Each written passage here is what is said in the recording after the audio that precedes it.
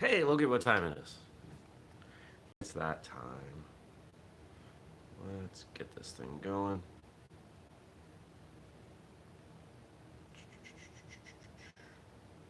Okay. Got everything ready.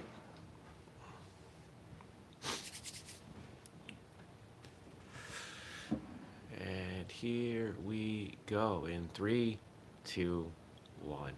Good morning, everybody, and welcome. Today is Thursday, October 10th, 2019. My name is Jeremy, and this is my first cup of coffee.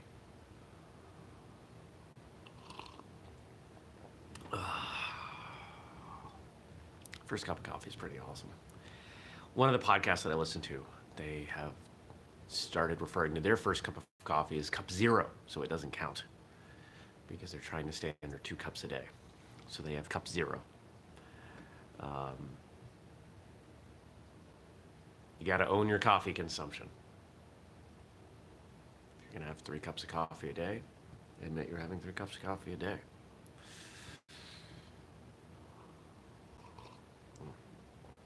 Looks like I had to put lotion on my face because it's been really dry down here. That's part of why I shaved my face, was to deal with the skin and the dryness. But I look like I'm shiny under the lights. Let's see, Wednesday. Yesterday was a pretty good day. So I generally struggle on Wednesdays because I don't like doing the books. I don't like doing the financials. I don't like looking at how much money we don't have and handling all that. Those rings coming out. There we go. I procrastinated on doing it yesterday. I ended up recording intros and outros for 5 podcast episodes that I forgot. Had been sitting there to do. Sorry, Julius. Oh, but got them done. And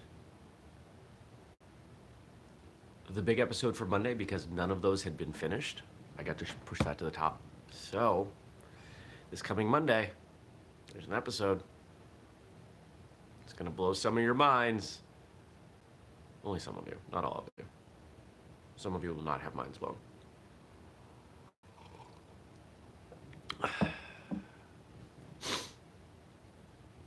But then I did the books.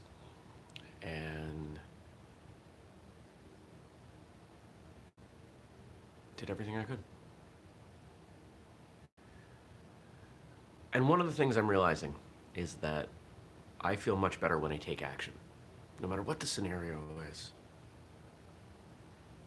I don't like feeling like I'm out of control. I'm getting better with feeling like I'm out of control. I'm getting better at kind of surrendering to the scenario or the moment.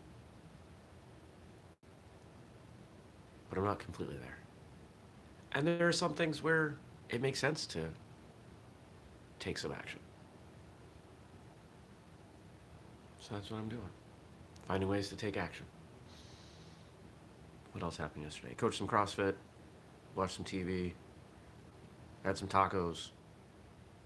I went out with friends on Tuesday, so couldn't have tacos. I mean, I could have, but we had dinner. So I wasn't going to have tacos when I came back. I had tacos last night, and they were delicious. What's going on today? Today, a couple phone calls this morning,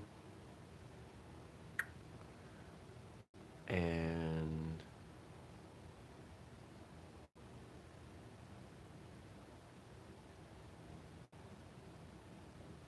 then I think it's just getting work done. I think that's it. Cool. So we got some questions. Let's check them out. If you want to ask me a question, drop it below. I'll answer it tomorrow.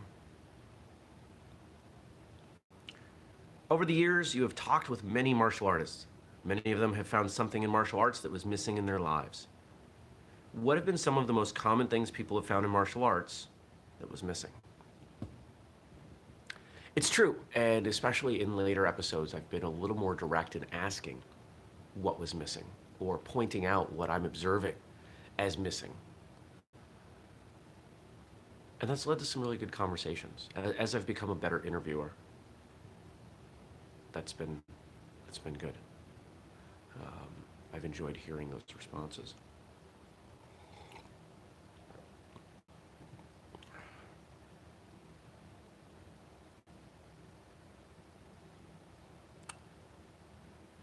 Um, hmm.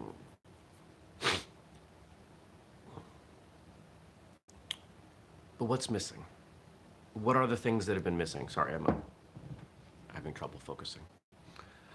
Um, things that were missing include a sense of belonging, a sense of family, a sense of purpose. I think they're pretty fundamental things to being a human being, to existing.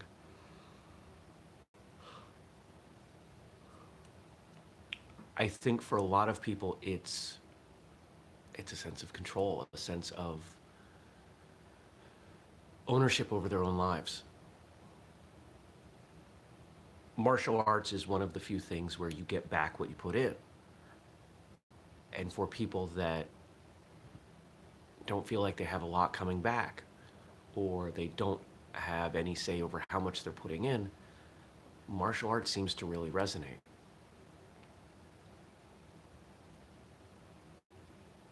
I found that when I was a teenager, to know that if I worked this hard on this, the results would come in, in progress, whatever way we were measuring that.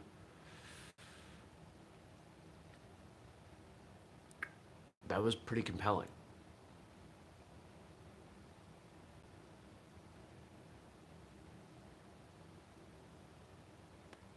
So while I think there are a lot of answers that people have given to that question, I think the majority of them,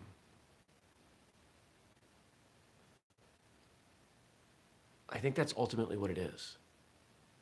I think it's they found in martial arts something that if they worked hard, they could get good at. Because there are a lot of other things you can work really hard at and just not be talented at, or be stifled. I think it's that correlation of effort to results that clicks for people. What can martial arts instructors do in class to help students realize it's about the journey and not just about results? Well, that comes from the culture in the school.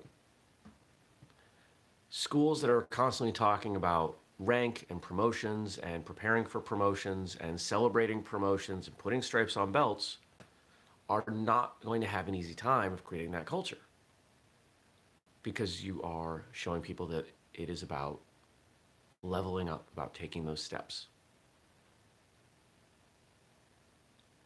There are schools who have done away with belts entirely.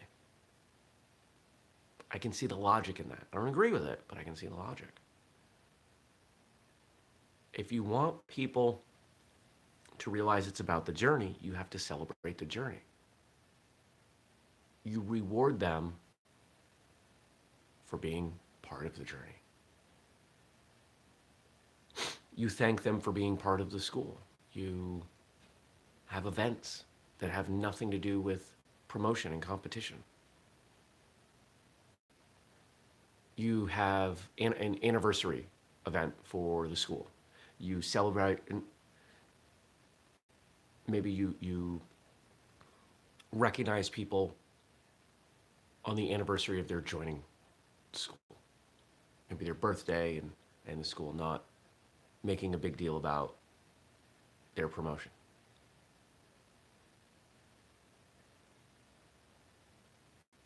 There's nothing that says you can't just give people a new belt.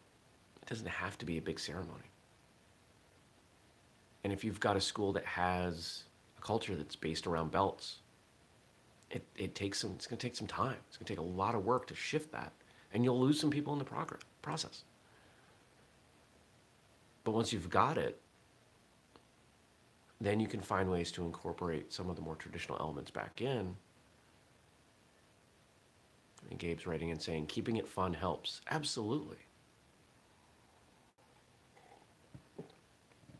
if the culture is fun and educational and supportive, that's great. There are plenty of people out there training, and I talk to these people that say, I don't really like my school, but I've almost earned my black belt, so I'm going to stay. Ugh, that's awful. It tells me so much. It tells me that you're training for the wrong reasons, and you're going to stop training after you earn your black belt. It tells me that you likely suffered at the wrong school for a very long time because you were afraid of switching. And it tells me that the school is probably prioritizing rank as a focal point of the culture, which bums me out.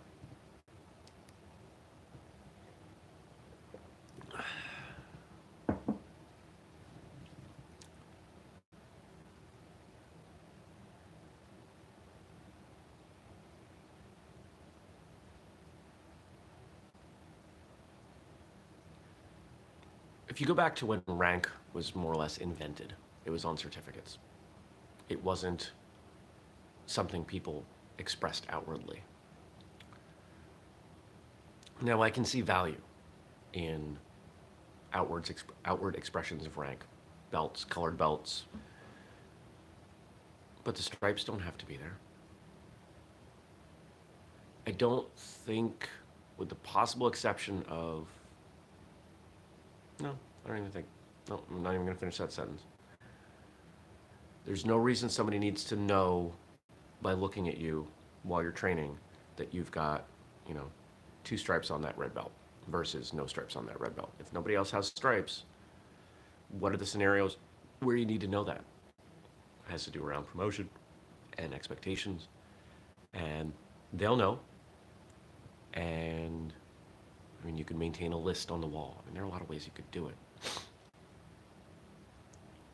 But the more you put forward stuff like that, the more people care about stuff like that, the less it's about the journey. And finally today, what can martial arts students do in class to help themselves realize it's about the journey? It's a bit of a chicken and egg problem. In order for them to realize it's about the journey, they have to accept that it's about the journey. I can tell you it's about the journey, but if you don't believe me, it's not going to change your behavior. It's a cultural thing. It's going to have to come from somebody, from somewhere, most likely from the instructor, the school owner.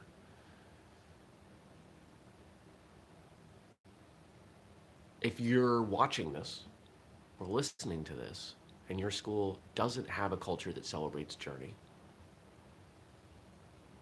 you're probably disagreeing with the things that I'm saying. There's a chance you're not. And if you're not, then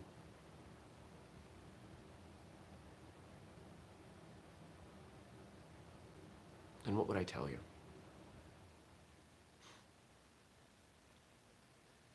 I think it's about shifting the definition of what a good class is.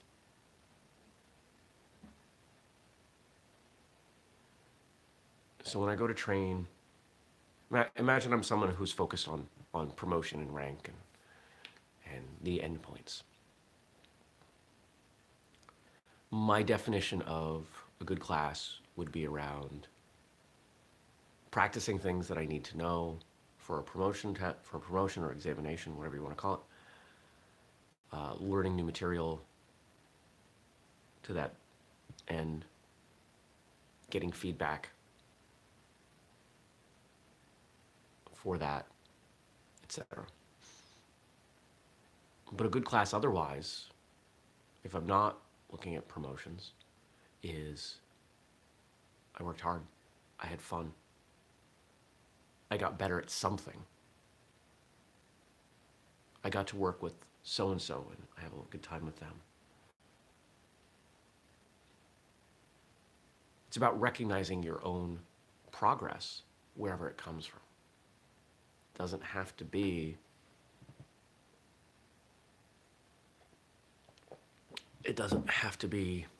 just about rank. So I feel like I beat that horse enough. I'm not gonna go any further. These are good questions. Subscribe. Turn on notifications. We do the show every weekday morning, 6:30 a.m. Eastern, here on YouTube. But you can catch it later on your podcast app or firstcupwithjeremy.com. I think I'll announce tomorrow because I want to be super sure. But I think we've got a deputy for this show. And for those of you that don't know, deputy is kind of the internal term we use for someone who helps out with one of the various aspects of content. We've got a couple people from Martial Arts Radio. We've got somebody for Martial Arts Radio Live. Shout out to Gabe. But there's somebody that I've had a couple conversations with about doing that for First Cup, and so far they are receptive. So I think we're there. I think we're there. Hoping we can announce that tomorrow. So, if you want to ask a question, drop it below. I'll answer it tomorrow. Or if you're listening, email me, jeremy@whistlekick.com. Now, your homework. Why are you training? How much are you focused on the journey? How much are you focused on the endpoints? Because guess what? We all care about the endpoints. Even if it's a tiny, tiny little bit. Even if you say rank doesn't matter to you, it probably matters a teeny, tiny little bit. I can't imagine someone who is so indifferent to rank that you would have to score it a 0. Might be a tiny percentage.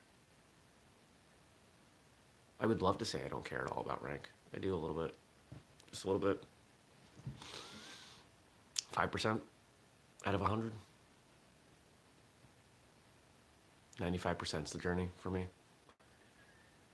That might even be high. I don't know. But I want you to think about that. Contemplate. Why are you... How much and why? This goes back, we haven't talked about the whys of your training for a little bit, but this goes back to your why. Understanding, the more you understand about your why, your motivation for things, the better you can help yourself. All right, I'm gonna go. I'll see you back here tomorrow for the Friday episode. I hope you have a fantastic day. Peace.